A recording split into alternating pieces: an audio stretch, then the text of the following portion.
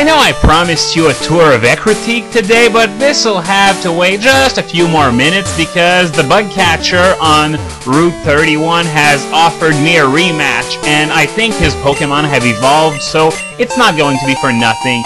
So just a little detour here to pick up the berry, and yeah, you might be wondering that how come I'm doing a video on a Wednesday right in the middle of the afternoon. Well, the answer to that is pretty simple. Today is Quebec's national holiday, so hey, it's a day off for everyone. Now, when I say national holiday, I use the term loosely because the fact of the matter is we're not a country. It's just one more proof that we just don't know our place here. No wonder English Canadians hate us so much. But hey, as I said, you don't go against a free holiday, so hey, let's go. So here's that bug catcher who now supposedly has 3 Metapods and a Kakuna.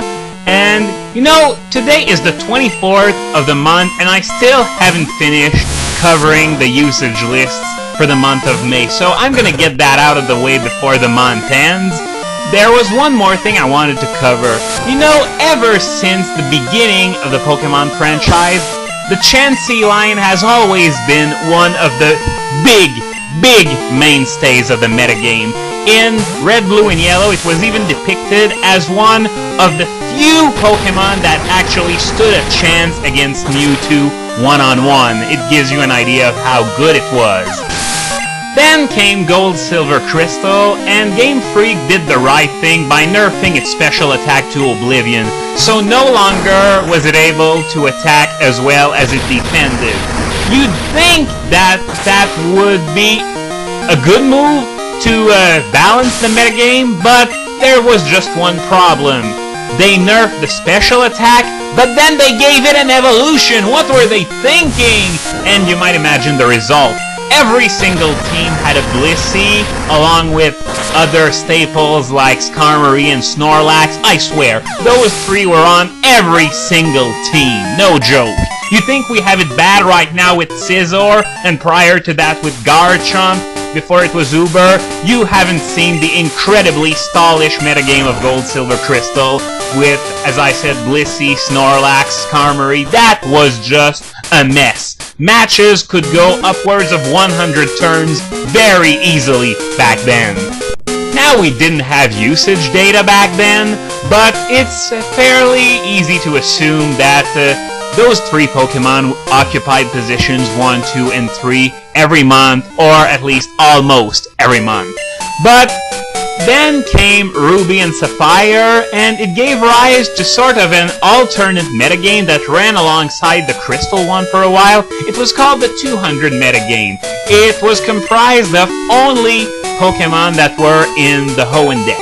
Now, if you remember, Blissey wasn't in the Hoenn-Dex, so a lot of people enjoyed the absence of Blissey, but then when Fire Red and Leaf Green came out, Blissey actually came back, and I'm not kidding there. A lot of players gave up the game out of spite, you know, that Blissey came back. They hated the pink fat egg that much. And as for this generation, well, you probably remember early on how Garchomp was good, but to be honest, very early in this generation, it wasn't Garchomp that was causing problems. It was, you guessed it, Blissey. After all, this generation included a lot of new tricks for special sweepers to use, like the Choice Spec, the Choice Scarf, everything like that. So the old non-Blissey special walls just didn't work anymore. Milotic, out. Regice, out. Snorlax! Even Snorlax couldn't withstand the brute power of those sweepers for a while. It came back in force since then, but at that point in time, it was actually borderline. It was that bad. And all of these turned into Blisseys. Blissey was raping, and I do mean raping, the usage data list. It was far ahead of everything. Now I'm just gonna take a little break and come back to the game. What this guy just said about Eevee evolving differently even though you raise it the same way, well, it's a cool result of the time system which allows Eevee to evolve into Espeon if its happiness is raised and then it's leveled during the day, whereas if it's leveled up at night, it will evolve into Umbreon. A fun fact about that is that when Diamond and Pearl came out, there were a lot of contradictions as to how Gligar evolved. Some people thought you had to trade it with a Razor Fang, but it really was that you had to level it up at night with a Razor Fang. It was that simple. Now, how come so many people got it wrong? I have no idea. I can only assume that a major site reported the wrong method of evolution, and that's why so many people were misled. But back to Blissey, as I said, early Diamond and Pearl, no question about that, complete dominance.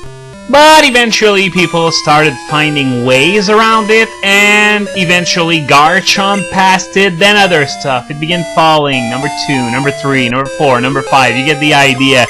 And the crap really hit the fan last month, in May. When the usage lists came out, Blissey was at number 11.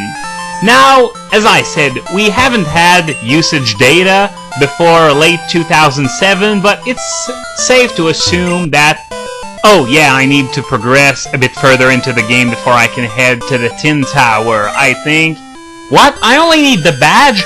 Well, one thing's for sure, though, I won't be able to get very far if Suicune isn't there, or if I don't have the Rainbow Wing in order to go get Who. But anyway, as I said, it's safe to assume that both Chansey and Blissey in their respective eras were easily in the top 10 every month before that. So, as a result, for the first time ever, Blissey is no longer among the 10 best Pokemon in the game. I still have a hard time believing that after like 13 years of complete dominance, but wow! I'm curious to see how far down it's gonna go, so I guess we'll just have to see next month. Okay, now my little exploration tour is already almost complete. There's that building right to the left of me, and there's another one a bit further down. The gym, I won't cover it just yet. I won't go into the dance theater either. And, well, after I visit those two buildings, well, I'm gonna have three things to do in Ecruteak. First, I'm going to head to the Burn Tower, face Silver, and release the legendary dog.